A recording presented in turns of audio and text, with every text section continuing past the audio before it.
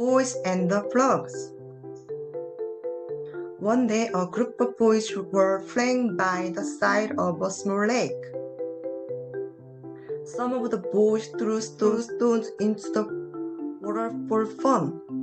A lot of frogs lived in this little lake,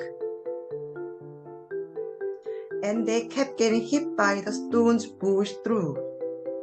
Finally, a wise old frog put his head up out of the water and said, "Boys, please don't throw stones at us. We are only playing," said the boys. "I know that," said the frog, "but your stones hurt us. You may throw stones for fun, but your fun causes us great pain. One person's pleasure may be another's pain.